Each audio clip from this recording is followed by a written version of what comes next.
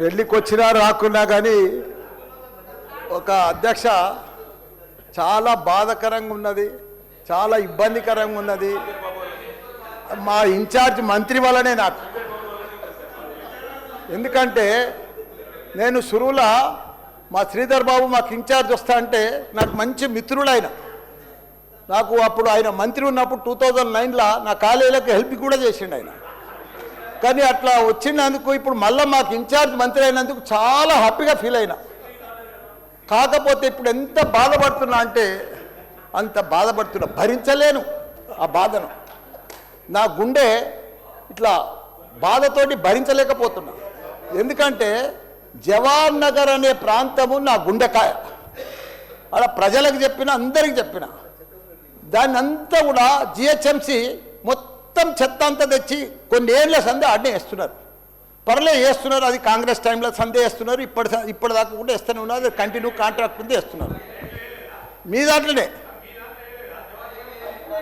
Continuation అని చెప్తున్నా. నా జర ఓపిక పట్టాలని దండం పెడతా.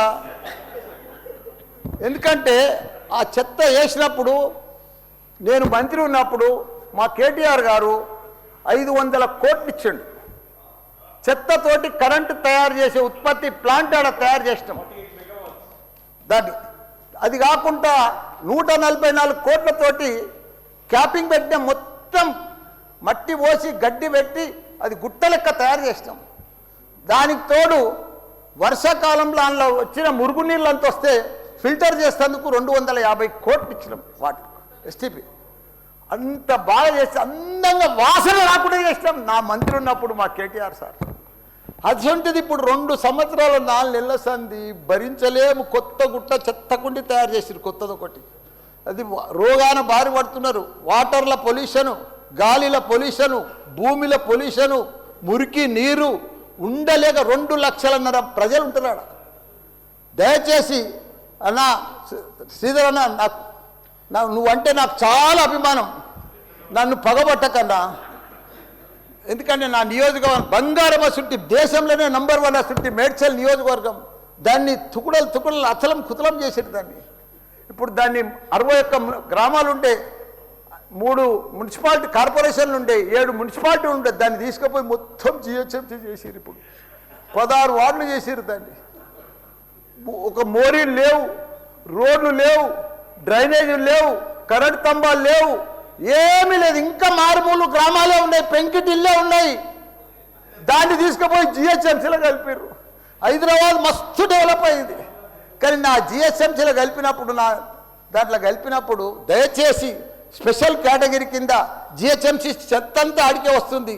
దాన్ని ఒకటి క్లీన్ చేసి మీకు దండం పెడతా. ఎందుకంటే అక్కడ నేను ఉండలేకపోతున్నా. నేను ఎందుకు వస్తున్నా, ఎందుకు గెలిచినరా ఇక్కడి నుంచి అని భరించలేకపోతున్నా. నేను శ్రీధర్ అన్న నీకు దండం పెడుతున్నా.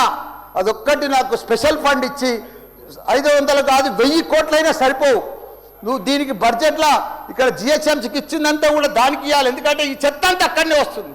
అక్కడ కూడా ప్రజలన్నా, పేద ప్రజలన్నా, డెవలప్ లేదన్నా, మోరీలు లేవన్నా, రోడ్లు లేవన్నా, లైట్లు లేవన్నా, చచ్చిపోతున్నారన్నా, రోజు ఒకరు చచ్చిపోతున్నారన్నా, హాస్పిటల్ బారిన పడుతున్నారన్న ప్రజలంతా. నేను చూడలేకపోతున్నా, నేను భరించలేకపోతున్నా. నీకు దండం పెడతా.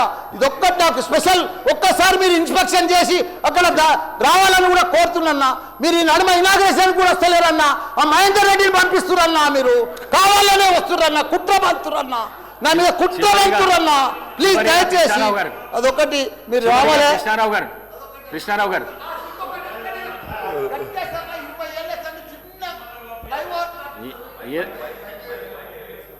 మైక్ లేకున్నా సరే అన్న చెప్పేస్తా.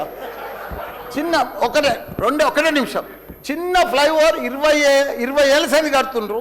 నేను డబ్బులు లేకపోతే కూడా నేను 2 కోట్లు బదులు ఇప్పించి ఆయన 90% కంప్లీట్ చేసిన. ఆయనకు 4 కోట్లు రావాలి. 3 చచ్చిపోయారు. వీడికి ఆ ఫ్లైఓవర్ బంద్ ఉన్నది గట్కేసర్లా. దయచేసి ఆ 4 కోట్లు రిలీజ్ చేపి అన్న, నీకు దండం పెడతా. ఆ గట్కేసర్లా ప్లీజ్ అన్న. నీకు లెటర్ కూడా ఇచ్చినా, నీకు మొత్తం ఐడియా ఉంది దాన్ని.